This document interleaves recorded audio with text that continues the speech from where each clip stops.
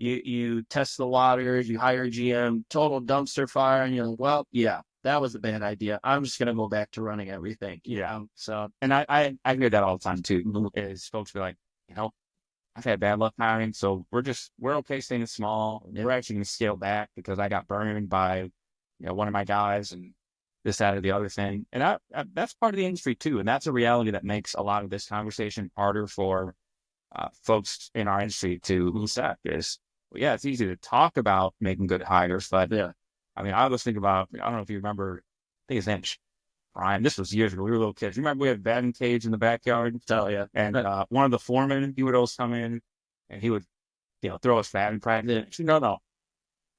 I'm pretty sure he would make us throw him batting. Probably. He would just sit and relive the glory. Yeah, so, the glory days. But, he became kind of, because we ran the business out of our home. Yeah. And so he was always around. And we're like, oh, this guy's part of the company. And then one day he's not around. And we're like, oh, what happened? It's like, oh, well, yeah, we caught him stealing gas out of the trucks. Yeah. It's like, all right, well, I could see how after a couple times having that happen, you get jaded. You're right. And it's like, look, it's not even worth the hassle. Mm-hmm. But as you put it, right, you learn from those hires and you improve your hiring process. Mm-hmm. And then you can have higher confidence. You're bringing folks in and they're better vetted. They're better qualified. And you know how to protect yourself a little bit better. And then that's all just part of that journey to get to where you're up in that scene. Right? It's part of that 10X process. Nope. Yeah, identifying and hiring talent, and you're going to have some bad hires. That's the nature of this industry. You're not going to avoid it, but you're going to be more prone to not making those mistakes. You identify certain characteristics of people that you want to avoid. Eventually, you get really good at interviewing. It's like anything. It's a skill, actually. Your first interviews are kind of like a little rocky, a little shaky, and people are telling you what you want to hear, and you're like, oh, wow, yeah, this guy, he's the guy, and then you learn, normally the people that are flaunting what they do, what I can do, are normally not the guys, So just through normal conversation, you can tell that this person, holds the characteristics and the personality traits and the work ethic that might suit this role. Right. So in this industry, you get so many guys that just come in with this, too good to be true resume. More times than not, it is, I built this company from this to this, and I did this and I did that. And then you start to think like, well, why are you here? It sounds like it was going really good over there. Why are you here? Yeah. So that's part of the learning curve too. Or, here's a tip for anyone hiring. If you look at their resume and they've been with 5 different roofing companies within the last 5 years, or even 7, 8, take that into account. Why do you leave? Why do you jump around so much? Some people look at it like, oh, he's got all this experience and he's going to be our company, man. He's going to stay with us for, zebra don't change the stripes. You get a lot of people in this industry that like to bounce around because there's a lot of companies always dangling that carrot. Well, what are you making? What are you getting paid over there? Oh, well, we're doing this over here. And I'll give you this, So you got to look out for those guys because those are the ones that they'll hop on. And Isaac syndrome. Exactly. Next 100% going for it. Mm-hmm. Mm-hmm. So, definitely one thing to keep in mind for you guys as you hire, scale, try to recruit talent. Those too good to be true resumes. And I'm not saying all of them. You will get some people that come in, they have a good resume and they actually are playing the part, not just talking the talk.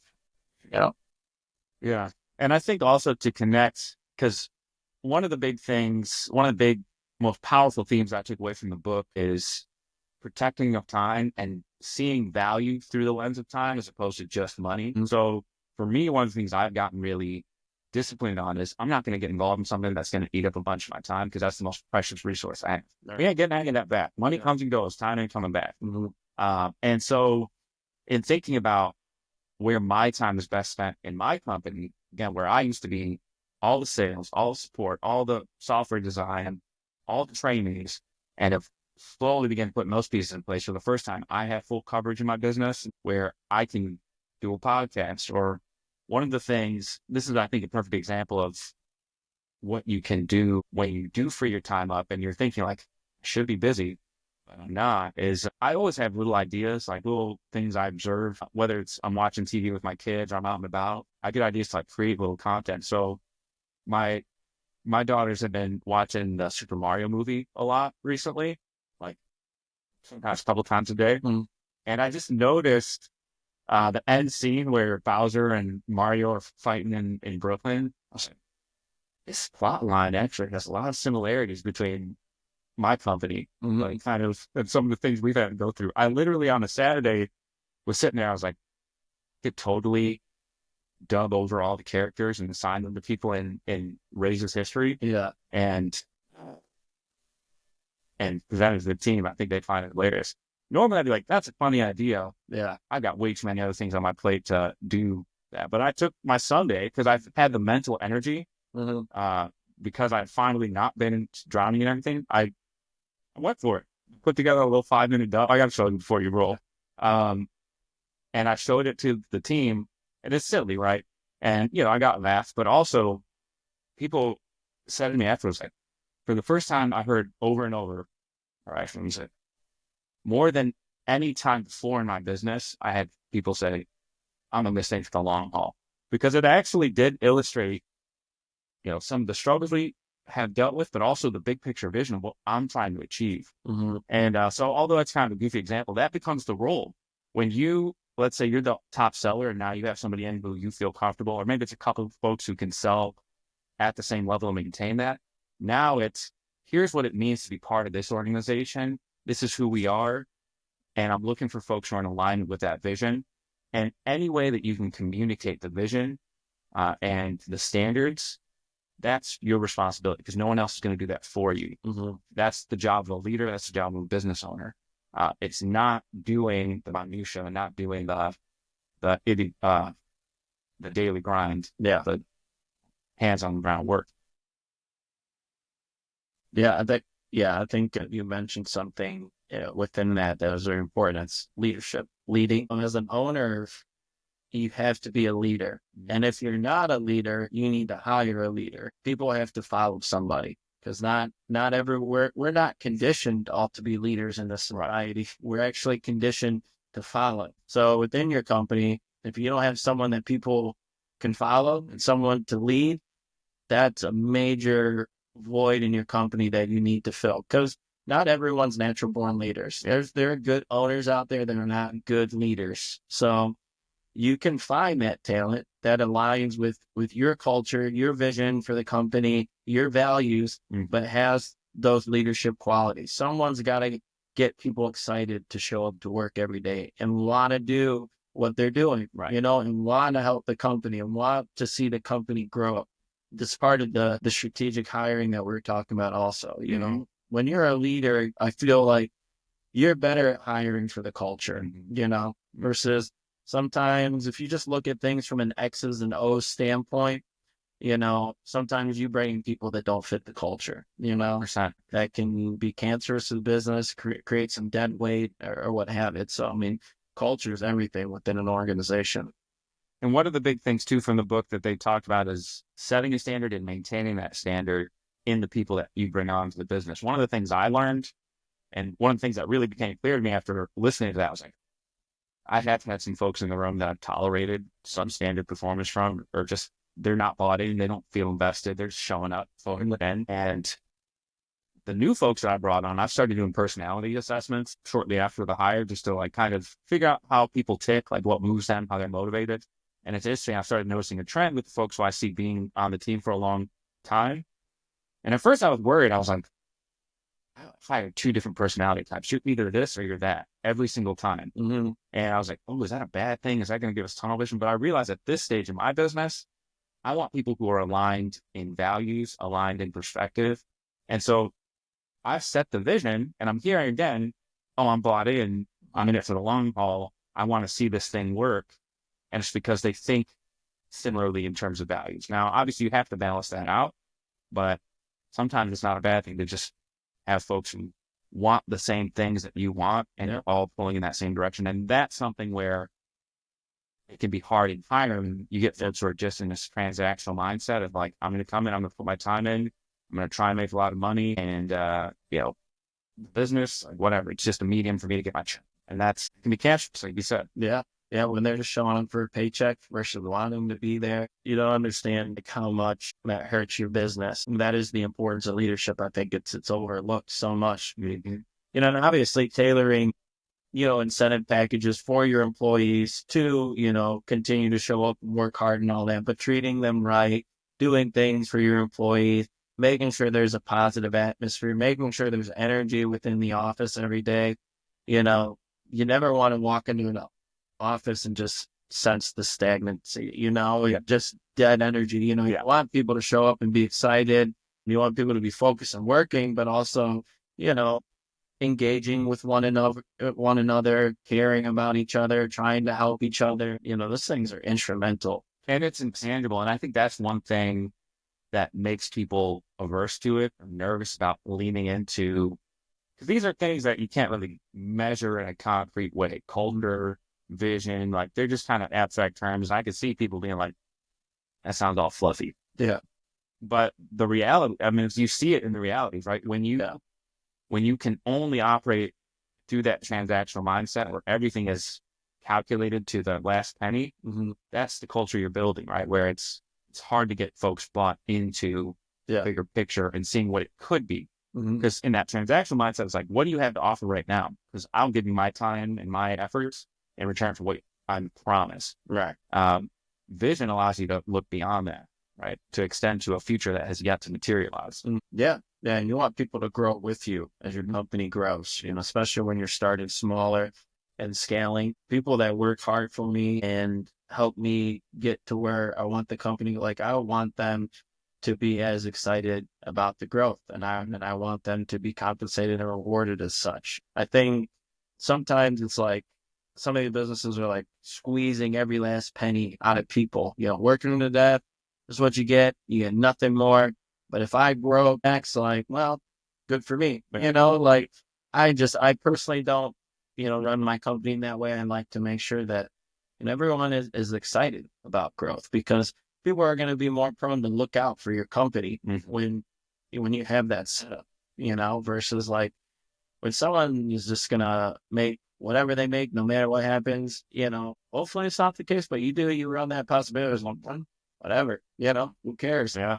So, and the reality is, even if you do well with that mentality or that kind of way of operating, you would have done better the other way. And I believe that wholeheartedly. I think that there's so many examples out there, both in the roofing industry and just in business in general, where when you empower folks and really get them seeing that the company cares about what I want, and they're aligning the operation to where when they succeed, I succeed. And that's not necessarily monetary. It can be, I always take the time to ask when I bring somebody on, what do you really want? Like, what moves you? What is your goal personally and career-wise? And how do we situate you in a way where you're aligned to where what your current responsibilities are on the day-to-day, and at some point allow you to foster that interest, allow you to achieve this milestone in your life? That's a different level than just, I'm here to put in hours and get a paycheck. Yeah, 100%. And then I actually want to talk about something. I made some notes here from the 10Xs using the 2X, because I, made my way through some of it. But, one thing, as he was talking, it was a quote, and I was like, man, this is very profound. But he said, every next level of your life will require a different you. And when we talk about letting go, that to me, it really struck a chord, because you really are, you're shedding skin. Every phase of growth within your business is a different you. Obviously that's what you want. Like when you have that vision and you're working towards it, you're expecting that. But for people that don't see it, don't understand, like that's what we're trying to convey to you here is, you're every level of growth, you're shedding that skin, and it talked about 5 points with that also. One was dramatically expanding your visions and standards. 2, simplify your strategy and focus. 3, identifying and removing non-essentials. 4, developing, mastering in unique areas. And 5, leading and empowering others who share your vision. So, everything that we're talking about here, I think that's why we're both so drawn to this book, because it's like, wow, this is exactly how we view business and how we tried to build our business. So it's a little reassurance we're doing something right. If they wrote a book about it. Yeah. And then it talks about surface level freedom, external, it's more measurable, and freedom from ignorance, poverty, and slavery. And then freedom two, which is internal, qualitative, more abundant, taking full ownership of your life.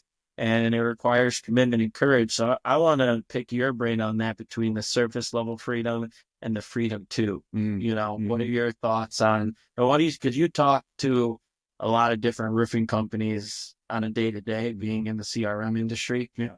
What do you see, with a lot of owners as far as that the freedom? What level of freedom are they experiencing, or their own? Yeah. Well, and you talk to different folks too. I actually just met with somebody we ended up talking for 2.5 hours. And the reason we did is because we ended up clicking in this way where we talked about it's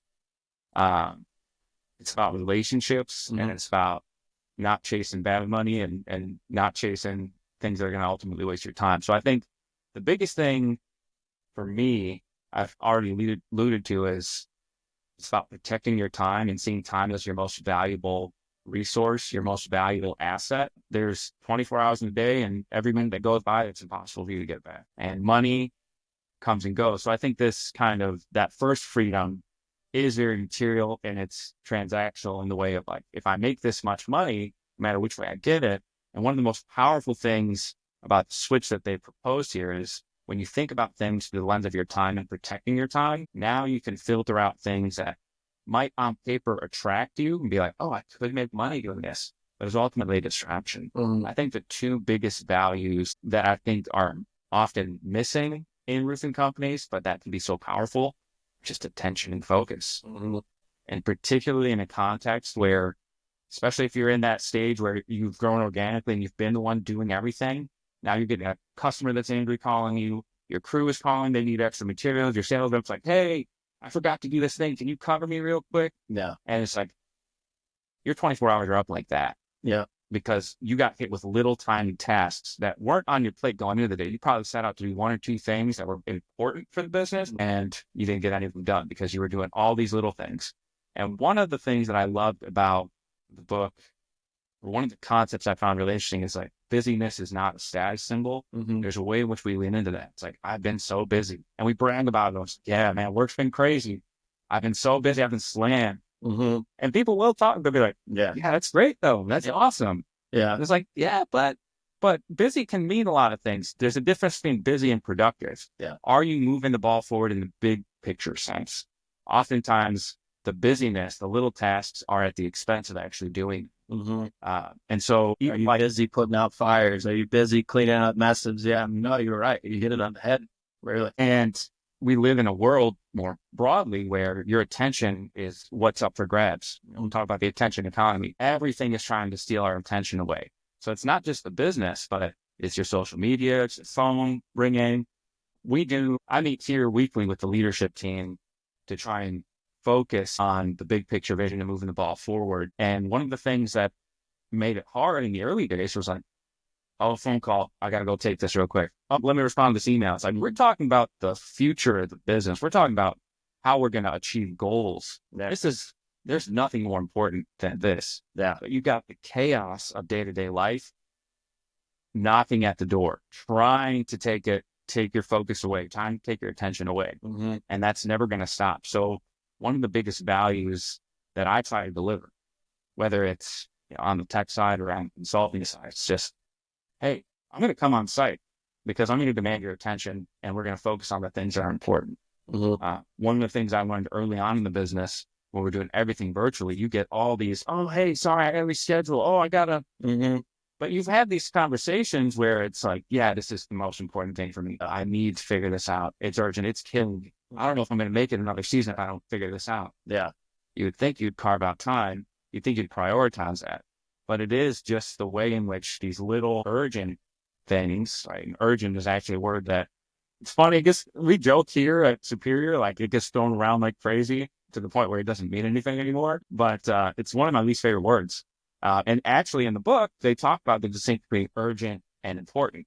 So there's this Eisenhower quote. He said, I have two types of tasks, the urgent and the important. The urgent is never important. and the important is never urgent. Mm-hmm.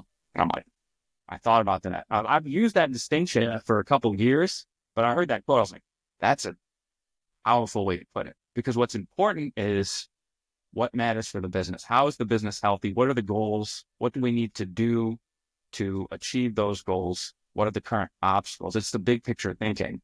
And when you're making a material run as an owner, when you are picking up a single bundle and running out to improve, that's urgent, getting in the way of important. Getting a call from a customer about a $600 repair. I'm pissed off. And it's like, oh, 100%, putting people in the right place. And again, this goes back to like working on your business and not in it. That's where.